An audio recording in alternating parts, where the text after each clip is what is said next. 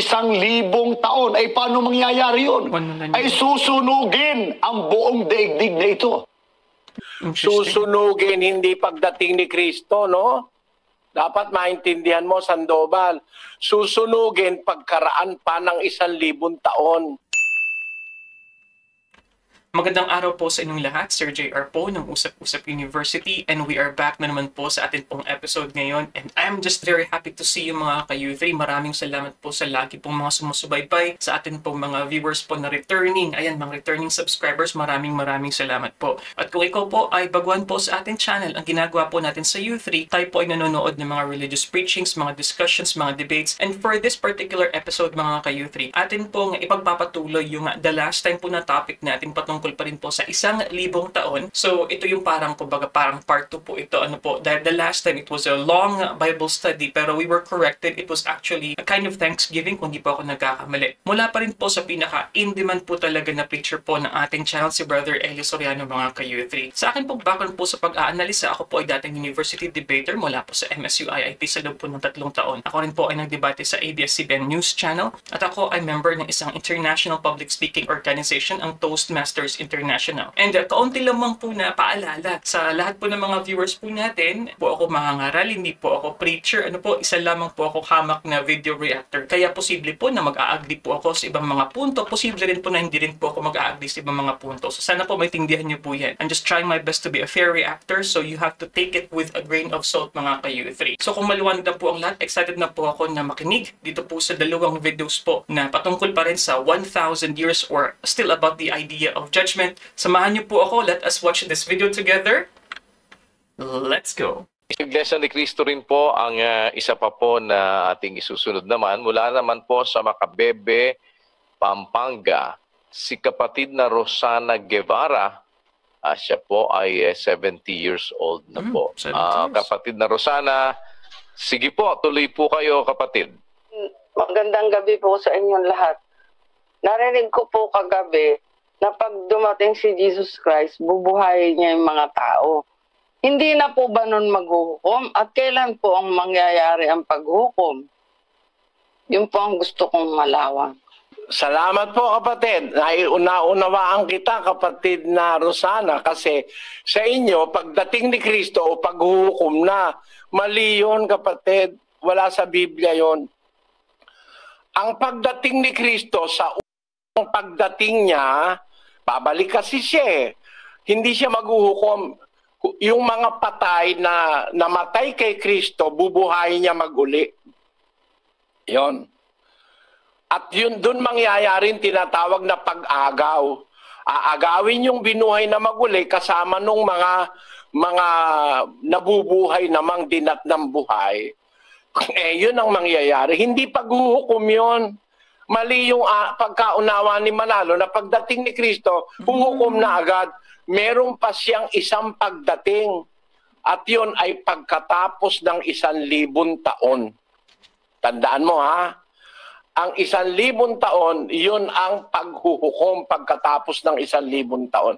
Babasahin ko sa iyo ang Apokalipsis, Kapitulo 20, versikulo 5 hanggang 7. Pakinggan mo ha. Ang mga iba sa mga patay ay hindi nangabuhay hanggang sa naganap ang 1,000 taon. Ito ang unang pagkabuhay na mag-uli.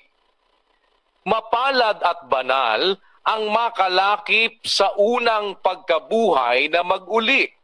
Sa mga ito'y walang kapangyarihan ang ikalawang kamatayan, kundi sila'y magiging mga saserdote ng Diyos at ni Kristo at mga haharing kasama niya sa loob ng 1,000 taon.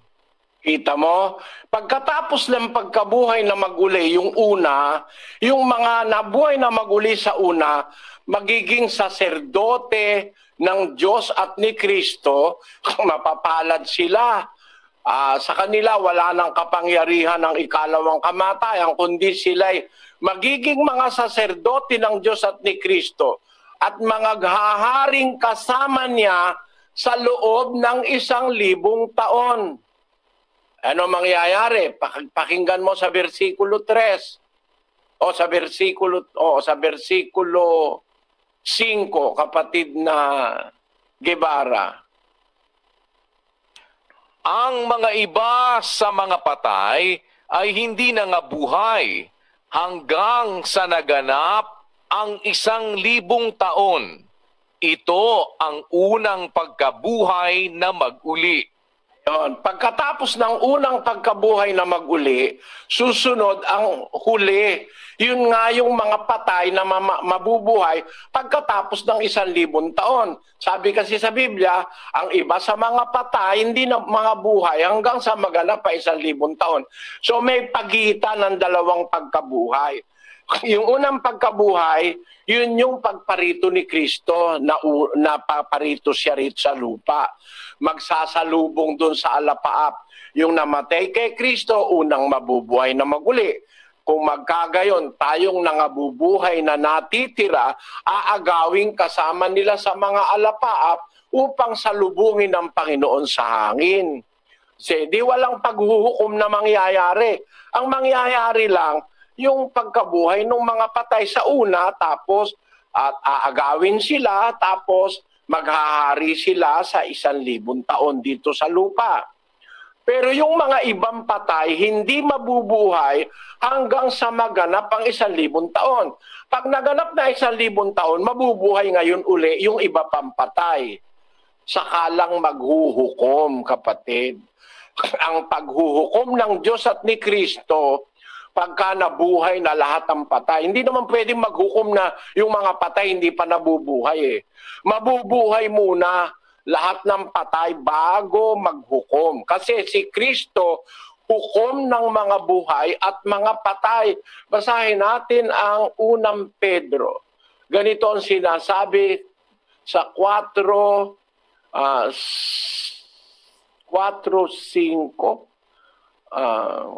Umpisa natin sa 4:4. Ikinahahanga nila ang bagay na ito, Kapatid na Daniel 4:5. na sila'y magbibigay sulit sa Kanya na handang humukom sa mga buhay at sa mga patay. Ayan, huhukom siya sa buhay at sa patay. Kailan mangyayari yung paghuhukom? Pagka lahat ng patay nabuhay na. Kung hindi pa nabubuhay, paano siyang huhukom?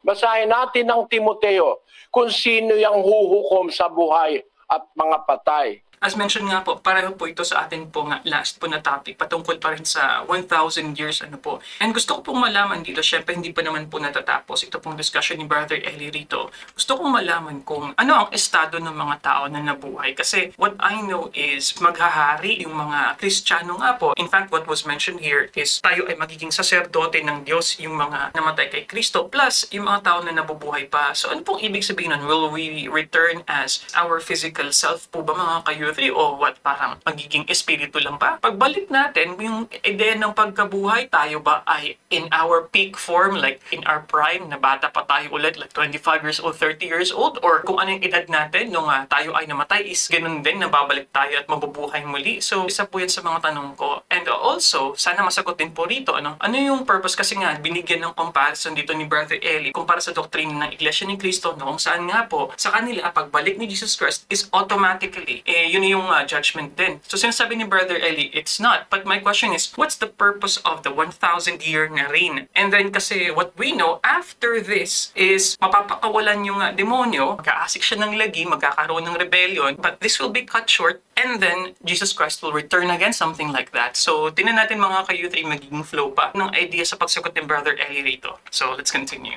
Ikalawang Timoteo 4:1.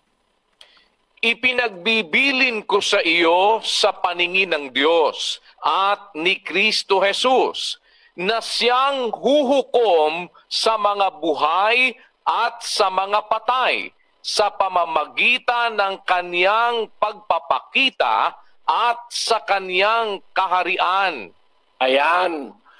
si Kristo ang handang humukom sa mga buhay at mga patay. Kailan?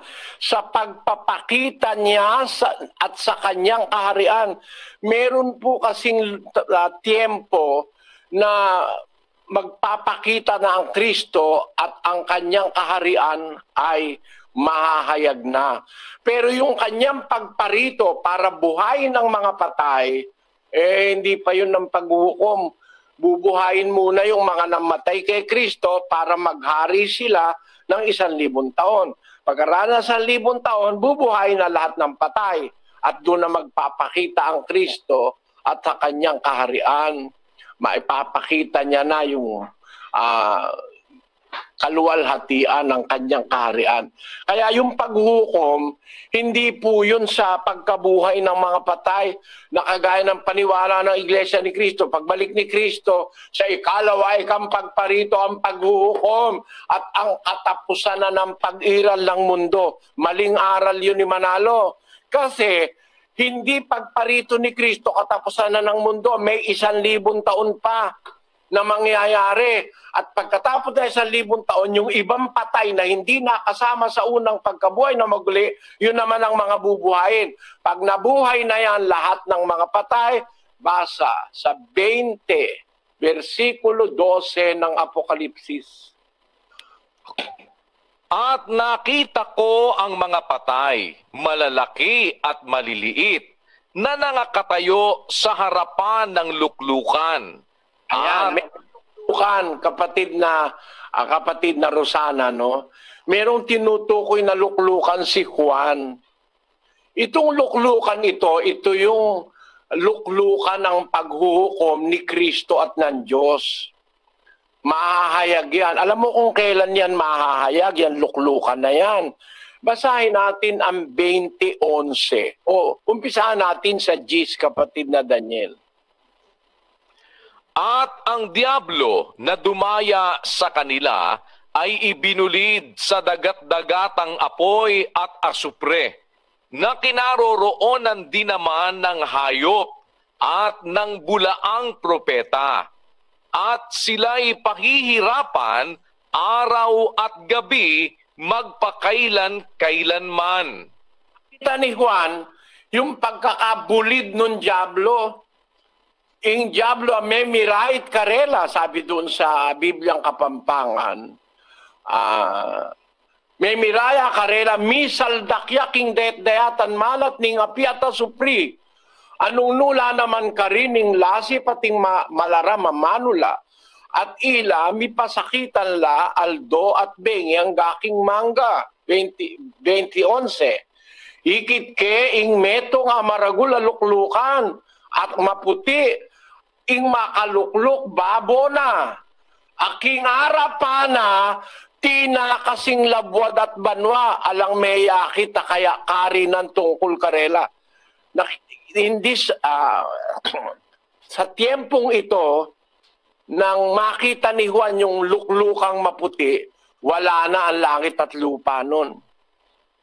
Nasira na. Kasi ang diablo binulid na sa dagat-dagatang apoy. Tapos ang langit at ang lupa, doon na tumakas na, wala nang lugar na kalalagyan sa kanila. Tapos, ang versikulo 12, kapatid na Daniel, sabi, At nakita ko ang mga patay, malalaki at maliliit, na nangakatayo sa harapan ng luklukan, at nangabuksan ang mga aklat, at nabuksan ang ibang aklat, na siyang aklat ng buhay. At ang mga patay ay hinatulan ayon sa mga bagay na nasusulat sa mga aklat, ayon sa kanilang mga gawa. Iyan yung huling paghuhukom. Paghuhukom ni Kristo at ng Ama. Kung wala na ang lupa, kasi kung may lupa pa, hindi mo makikita buong buo yung trono eh. Aalisin muna ang lupa para mahayag yung luklukan ng hukuman ni Kristo at ng Ama. Kaya sabi ni Juan, nakita ko ang isang luklukan, sabi niya, malaking luklukang maputi. Ang nakalukluk doon, na sa kanyang harapan ang lupa at langit ay tumakas at walang masumpong ang kalalagyan nila. At nakita ko ang mga patay, lahat na ng mga patay, malalaki, maliliit, nakatayo sa harapan ng luklukan. Nabuksan ng aklat, nabuksan ng ibang aklat na siyang aklat ng buhay.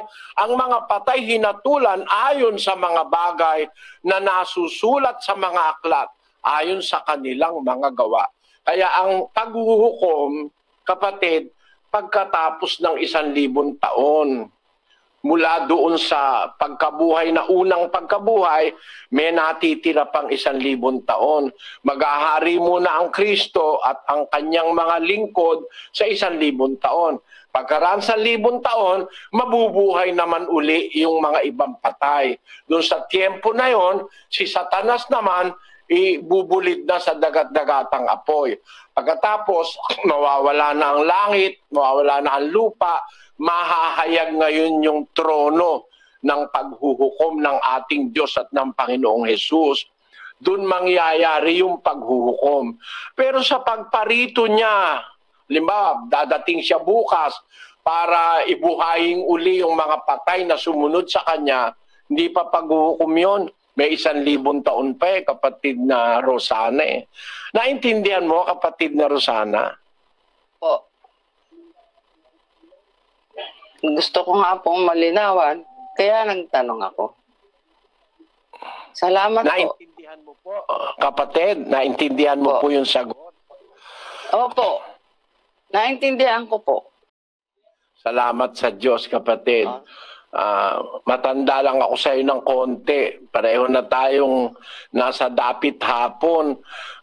Magsuri kang mabuti, kapatid, para wag tayong mailigaw ng kahit na sino. Ang Iglesia ni Kristong kinaaniban mo, ang paniniwala, pagdating ni Kristo, paghukom na, mali yun. Pagdating niya, bubuhay ng mga patay, tapos yung mga unang nabuhay, maghahari kasama niya sa loob ng 1,000 taon. Babasahin ko lang sa Kapampangan yung 24 ng Apokalipsis. Ang sabi ron, at may nakit kong luklukan at linukluk lakarela at may pagkaluban lang matul, ikit ko ding kaladwara ding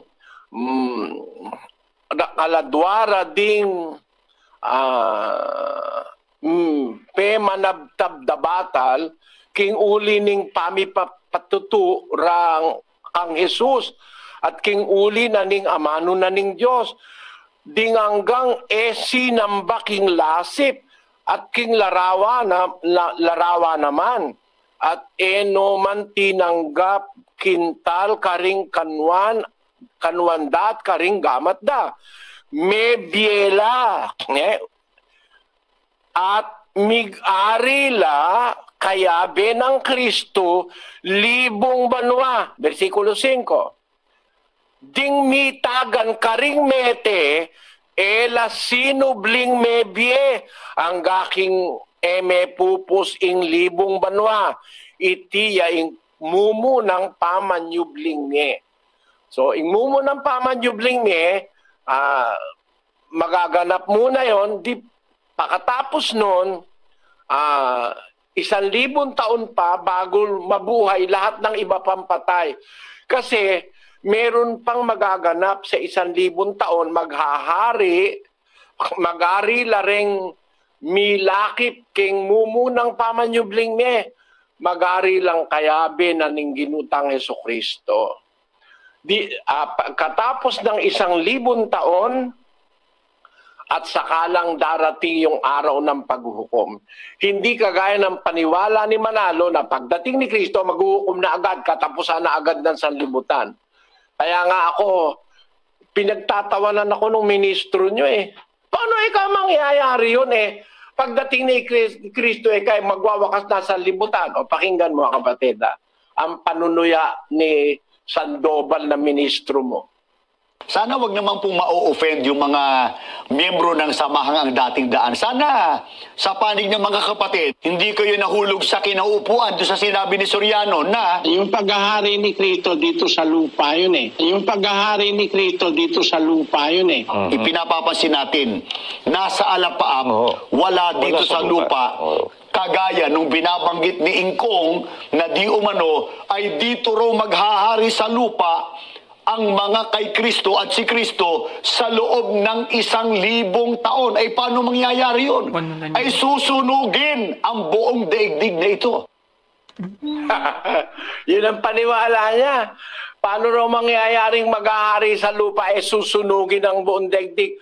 Susunugin, hindi pagdating ni Kristo, no? Dapat maintindihan mo, Sandoval. Susunugin pagkaraan pa ng 1,000 taon. Bago maghukom, mawawala na ang langit at ang lupa para mahayag yung luklukan ng paghuhukom. Pero yung pagparito ni Kristo, hindi pa susunugin. Bubuhayin pa muna yung mga patay eh. At yung mga unang nabuhay na maguli, maghahari sa 1,000 taon dito sa lupa. Pagkaraan ng 1,000 taon, pawawalan si Satanas sa kanyang bilangguan. Mandadaya pa nga sa lupa uli yun eh. O, 7. Ito ang hindi alam ni Michael Sandoval eh. 7. Versikulo 7 ng Kapitulo 20, kapatid na Daniel. At kung maganap na ang 1,000 taon, si Satanas ay kakalagan sa kanyang bilangguan at lalabas upang dumaya sa mga bansa na nasa... Kita mo na, Michael, mali yung sinasabi mo na pagdating ni Kristo, mawawala na, susunugin na mundo. Hindi pa, may 1,000 taon pa nga eh. Pagkaraan sa 1,000 taon, mapapawalan si Satanas eh. Mandadaya pa sa mga bansa. May bansa pa, may lupa pa, lalabas upang dumaya sa mga bansa na nasa 4 na sulok ng lupa, sa Gog at sa Magog, upang tipunin sila sa pagbabaka sa daki na ang bilang nila ay gaya ng buhangin ng dagat. Meron pang Armageddon eh. Hindi na ituro ni Manalo yan sa inyo eh. Tanggapin mo na lang na mali ka dyan, Michael. Titigil na ako. Pero hanggang di mo tinatanggap na mali ka dyan, ipupunto ko ng ipupunto, mali ang itinuro ni Manalo sa'yo na pagbabalik ni Kristo sa ikanyang ikalawang pagparito, mawawasak na ang buong sanlibutan. Mali yan. Hindi naintindihan ni Manalo yan, turo niya na yan. Pasensya na, kapatid na Rosana, huwag kang magagalit. Alam ko kasi iglesia ka ni Kristo. Pero ako, mahalaga sa akin ng isang kaluluwa, lalo na yung matatanda, kagaya mo. Pasensya ka na kung nagsasalita ako. Maaring makasakit ng kalooban nyo, pero talagang ligaw ang turo ni Manalo sa inyo. Magandang gabi sa iyo, kapatid na Rosana. Yan. Salamat po at magandang gabi po sa inyo. So yun po ang ating first po sa dalawa po na compilation nga po para po sa ating episode ngayon. And I will remind you mga ka-youth dahil na-mention ni Brother Eli dito yung patungkol kay Mr. Michael Sandoval. Sa mga INC po, nabigyan na din po natin ng reaction yung isa pong preaching ni Mr. Michael Sandoval. So gusto ko na din po i-mention yung aking pong tanong na nasabi po the last episode. I'm wondering, ano po kayo yung konsepto ng pamamahala, yung paghahari natin in Christ mga ka-youth sa loob po ng 1,000 years? Ito po ba ay pagdodominate natin sa mga gobyerno? Does it mean na all countries now will be governed by Christians? Ganun po bang ibig sabihin nun? And I was also able to ask this kasi naalala ko po sa isa po sa mga discussions ni Brother Eli, yung Lord's Prayer, hindi pa dumarating yung kingdom, di ba? Thy kingdom come. Yun po yung nasabi dun eh. Thy kingdom come, you will be done on earth as it is in heaven. So hindi pa rin dumarating. So ibig sabihin po ba, yung nire-refer sa Lord's Prayer, nakaharian, yun po ba yung tinutukoy po na kaharian na or pamamahalan natin in 1,000 years mga ka-U3? So hopefully sa mga members po ng Church of God, you can comment down below what can you say about that. Ang akin pong katanungan ay tungkol sa Apocalypse 20, yung 1,000 taon. Ang tanong ko ay, sa loob ng 1,000 taon na nakakulong o nakagapo si Satanas, ay wala na pong kaguluhan nangyayari sa ating daigdig. At ang kasunod po niyan, Kailan po mangyayari ito o nangyari na po ba ito ang 1,000 taon? Ito po ang unang katanungan ko. Salamat sa pagdalo mo, kapatid na Leo Degario. Yung 1,000 taon, di pa nangyayari yun, kapatid. Mangyayari lang yun pagkatapos ng unang pagkabuhay na maguli. Basahin natin ang 24 na Leo Degario. Mangyayari ito o nangyari na po ba ito ang 1,000 taon? Ito po ang unang katanungan ko. Salamat sa pagdalo mo, kapatid na Leo Degario. Yung 1,000 taon, di pa nangyayari yun, kapatid. Mangyayari lang yun pagkatapos ng unang pagkabuhay na maguli. Basahin natin ang 24 ng Apokalipsis. At nakakita ako ng mga luklukan at may mga nagsisiluklok sa mga ito. Sila'y pinagkalooban ng paghatol. At nakita ko ang mga kaluluwa ng mga pinugutan ng ulo dahil sa patotoo ni Jesus at dahil sa salita ng Diyos. At ang mga hindi sumamba sa hayop o sa kanyang larawan man at hindi tumanggap ng tanda sa kanilang noo at sa kanilang kamay, at sila'y nangabuhay at nagsipagharing kasama ni Kristo sa loob ng 1,000 taon. Pagka nabuhay na yung mga kay Kristo, sa unang pagkabuhay na maguli, ang kasunod nun, maghahari sila, yung mga nabuhay, na patay na mga kay Kristo, mga banal, mga sumunod, bubuhayin. Pagkatapos nilang mabuhay, maghahari silang kasama ni Kristo sa loob ng 1,000 taon. Hindi pa nangyayari yan kasi hindi pa naman nabubuhay mga patay, kapatid eh. Ngayon, pag nabuhay na yung mga patay sa unang pagkabuhay na magmuli na tinatawag sa Biblia, maghahari sila kasama ni Kristo sa loob ng 1,000 taon. Doon sa loob ng 1,000 taon na yon, nakakulong naman si Satanas. Tuloy natin yung binabasa natin sa Apokalipsis Kapitulo 20, versikulo 1. At nakita ko ang isang anghel na nananaog mula sa langit, na may susi ng kalaliman at isang malaking kanikala sa kanyang kamay. At sinunggaban niya ang dragon, ang matandang ahas na siyang Diablo at Satanas, at ginapos na 1,000 taon. At siya'y ibinulid sa kalaliman at sinarhan, at tinatakan ito sa ibabaw niya, upang huwag nang magdaya sa mga bansa, hanggang sa maganap ang 1,000 taon. Pagkatapos nito, ay kailangang siya'y pawalang kaunting panahon. Ang nalolooban ng 1,000 taon, mula sa pagkabuhay ng mga patay na maghahari sila kasama ni Kristo, ang Diablo naman sa nalolooban ng 1,000 taon, kinulong naman. Ano? Ang tanong mo, meron pa bang kaguluhang mangyayari sa mundo, sa daigdig, sa loob ng 1,000 taon na wala na si Satanas? Alam mo kapatid, ganito. Si Kristo naghahari sa iglesia, di ba? Nung una, naghahari siya sa iglesia. May nanggugulo pa rin eh. Hindi naman lahat ng gulo galing kay Satanas eh. Kapatid na Leo Degario, hindi lahat ng gulo galing kay Satanas. May galing din sa tao. Akala kasi natin lahat ng gulo, lahat ng mga masasama galing kay Satanas. Ang tao meron ding sariling kasamaan. Kahit wala si Satanas, pwede rin sumama ang isang tao sa kanyang sarili. Basahin natin ang Santiago 1:14. Kundi ang bawat tao ay natutukso pagka nahihila ng sariling masamang pita at nahihikayat. Merong sariling masamang pita ang tao eh. Iba yung pita na inuudyok ni Satanas. Ang tao merong sariling masamang pita, kapatid na Leo Degario. Ang tao natutukso pag nahihila ng sariling masamang pita at nahihikayat. Nahihikayat siya ng sarili niyang masamang pita. Ayun. Kita mo? Ano ibig kong sabihin? Ba't ko binabasa ito? Kasi kung lahat ng gulo, lahat ng kasalanan galing kay Satanas, hindi paparusahan ng Diyos ang tao. Dapat si Satanas lang ang parusahan. Siya pinanggalingan ng lahat ng masama eh. Pero hindi, kaya nga may tao ring paparusahan kasi ginawa mo yung masama hindi dahil sa tinukso ka ni Satanas. Dahil ginawa mo yung masama dahil gusto mo ring gumawa ng masama. Okay, before we continue there mga ka-youth, so it brings me to a question about our origin in our existence as human beings mga ka-youth. Dahil kung meron din pala tayong element ng pagiging evil, where was this from? Kasi kung titingnan natin, kumbaga parang dichotomy yan, no? Evil and good. And if that's the case, sa loob ng 1,000 years, years na posible pala na may kasamaan galing sa mga tao rin mismo? Does it bring forth a question that we were created with evil by God, mga ka-U3? So I'm curious about that. Ano po ang masasabi niyo po dyan? So gusto ko rin pong malaman dahil sa loob ng 1,000 taon, tayo ay namamahala dito sa mundo, mga ka-U3. So does it mean na yung mga patay na nabuhay ulit ay pwede pang magkasala? Or does it only apply dun sa mga tao na buhay pa? Kasi di ba po, sa 1,000 years, yung mga buhay ng panahon na yon, pagdating ng panahon na pag-aagaw, plus yung mga bubuhaying muli, so sila yung maghahari, di ba? Bilang sacerdote nga po ng Diyos, mga ka-U3. So, sino yung pwedeng magkamali? Yung mga buhay na? Or pati yung mga nabuhay pang muli, sila pwede rin silang magkasala, mga ka-U3. So, sana po ay mas maliwanagan pa po tayo dyan. Sa mga members po ng Church of God, please tell us what you think about that, mga ka-U3. Para rin yung mga ibang anghel.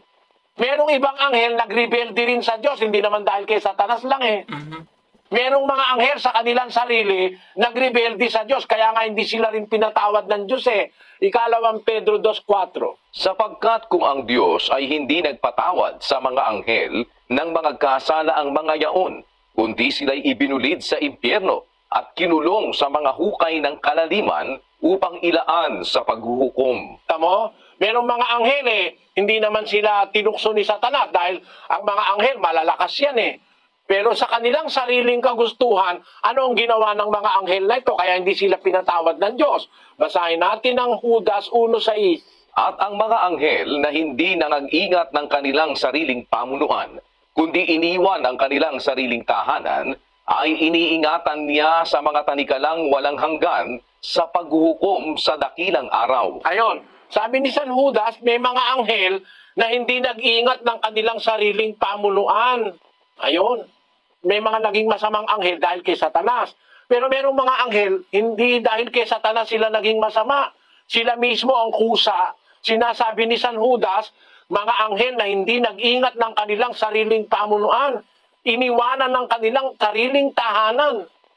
Sa kanilang sariling kusa, lumabag sila sa pamunuan ng Diyos. Kasi ang mga anghel may pamunuan po yan eh. Kaya nga may tinatawag na arkanghel. Yung arkanghel, yun po prinsipe ng mga anghel, kagaya ni Miguel. Pangunahin siya sa mga anghel. May mga anghel, ayaw pasakop kay Miguel, iniwanan yung pamamahala ni Miguel, nagsarili. Yun ngayon ang mga naging demonyo. Hindi po lahat ng anghel. Anghel may pamunuan po yan eh. Kaya nga may tinatawag na arkanghel. Yung arkanghel, yun po prinsipe ng mga anghel, kagaya ni Miguel. Pangunahin siya sa mga anghel. May mga anghel, ayaw pasakop kay Miguel, iniwanan yung pamamahala ni Miguel, nagsarili. Yun ngayon ang mga naging demonyo. Hindi po lahat ng anghel sumama dahil kay Satanas. Gaya rin naman ng tao. Hindi lahat ng tao sumasama dahil kay Satanas. May tao na kahit sa sarili niyang masamang pita, sumasama siya, gumagawa siya ng masama. Ang tanong ng kapatid ng Leo Degario, sa loob ng 1,000 taon na nakakulong na si Satanas, wala nang mangyayaring kaguluhan o mga masasamang bagay. Meron pong mga tao mismong sa loob ng 1,000 taon hindi pa rin maniniwala kay Kristo. Pakinggan nyo sa Apokalipsis. Ganito ang ating mababasa. 9:20. At ang nalabi sa mga tao na hindi napatay sa mga salot na ito ay hindi nagsipagsisi sa mga gawa ng kanilang mga kamay upang huwag sumamba sa mga demonyo at sa mga Diyos-Diyusang ginto at pilak at tanso at bato at kahoy na hindi nangakakakita, ni nangakaririnig man, ni nangakalalakad man. At sila'y hindi nagsipagsisi sa kanilang mga pagpatay, kahit man sa kanilang panggagaway, kahit man sa kanilang pakikiapid, kahit man sa kanilang pagnanakaw. Meron mga tao, kahit na nakararamdam na ng mga parusa ng Diyos, hindi pa rin nagsisisi. Kaya meron talagang taong mga masasama na sumama, hindi lang dahil kay Satanas, kundi dahil sa kanilang sariling masasamang pita, kapatid. Kasi kung totoo na si Satanas ang may kagagawa ng lahat ng kasamaan, dapat walang taong maparusahan. Dapat patawarin lahat ng Diyos. Pero bakit may mga taong paparusahan? Kasi meron siyang sarili niyang kasamaan. 18:20 ng Ezekiel. Ang kaluluwa na nagkakasala, mamamatay. Ang anak ay hindi magdadanas ng kasamaan ng ama, o magdadanas man ang ama ng kasamaan ng anak. Ang katwiran ng matuwid ay isa sa Kanya, at ang kasamaan ng masama ay isa sa Kanya. Ayon, ang hustisya ng Diyos, kahit sumama yung ama, hindi naman madadamay ang anak eh. Kahit sumama yung anak, hindi rin naman madadamay ang ama. Ang katwiran ng Diyos, yung katwiran ng wika ng matuwid, nasa Kanya yon. Yung kasamaan ng masama, nasa Kanya yon. Kaya mayroong Kanyang sariling kasamaan ng tao. Dahil doon, hindi siya maliligtas, paparusahan siya ng Diyos. Sa kasamaang ginawa niyang pansarili, hindi siya pinilit, hindi siya tinukso, inisip niyang gumawa ng masama. Yon ang dahil kaya nagpaparusa ang Diyos. Pakinggan mo, sa isang talata ng Henesis, Kapitulo 6, At nakita ng Panginoon na mabigat ang kasamaan ng tao sa lupa, at ang buong haka ng mga pag-iisip ng kaniyang puso ay pawang masama lamang na parati. Yun, merong mga tao nakita ang Diyos na mabigat ang kasamaan, ang buong haka ng mga pag-iisip ng kanyang puso, pawang masama lamang parati. Kaya meron po mga tao talaga, masasama ang isip, masasama ang puso. Kahit na alisin mo pa si Satanas, meron pa rin masasamang mga tao. Yun ang dapat nating maintindihan. Kaya makakita mo yung senaryo sa 1,000 taon. Sa 1,000 taon na yon na maghahari si Kristo, meron doon na maniniwala, meron doon magsisisi, meron doon maliligtas pa. Kasi sabi ng Biblia, yun yung mga nalabi sa binhi ng babae. Yung nalabi. Kasi kaya nalabi, pagka nakuha na yung mga una, sa unang pagkabuhay na maguli, meron pang malalabi sa binhi ng babae, 12:17 ng Apokalipsis. At nagalit ang dragon sa babae, at umalis upang bumaka sa nalabi sa kanyang binhi, na siyang nagsisitupad ng mga utos ng Diyos at mga may patotoo ni Jesus. Merong nalabi pa sa binhi eh. Pagkatapos ng unang pagkabuhay na maguli, kaya nga meron pang 1,000 taon eh. Meron pang meron pang matitira ron na tinatawag sa Biblia na binhi pa ng babae na maliligtas. Kaya kapatid, meron pang silbi yung 1,000 taon sa pagliligtas, maghahari pa si Kristo. Pero hindi lahat ng tao noon maliligtas kasi merong hindi magsisisi, merong mananatili sa kanilang kasamaan. Sana naunawaan mo kapatid na Leo de Gario. Okay mga ka-Youthy, so dyan po natatapos ang ating edisyon sa ating episode ngayon. Ayan, so meron pong dalawa po tayong na-compile na patungkol pa rin po sa mga tanong ng 1,000 years nga po. And as mentioned, this is the part 2 kasi po kung maalala nyo po, yung previous na episode po natin, it was around more than 1 hour po na discussion patungkol po sa 1,000 years. And ito nga po naman, this time, yung mga tanong na naman po. And as also promised, in our next po na episode, tayo po ay mag-feature din ng, I think it's criticism na naman ni Mr. Michael Sandoval patungkol nga sa doktrina o sa ideya nga po ng 1,000 years na sinasabi po ni Brother Eli rito. But anyway, kaunting recap lamang po So as what has also been discussed by Brother Eli, so meron pong pang-aagaw at ang term nga po rito ng mga protestante is rapture. So dito po sa pang-aagaw po na ito, magkakaroon po ng pagkabuhay dun po sa mga nangamatay in Christ. Kasama po niyan syempre yung mga maabutan po na buhay pa sa mundo po. So kaiba raw po yan sa paniniwala po ng mga Iglesia ni Cristo na kung saan pagdating ni Jesus Christ sa ideya nga ng rapture, judgment na po agad. So hindi daw po gano'n. So pagkatapos doon po ng pag-aagaw, interestingly, dahil ang mga tao ay may sarili ding kasamaan,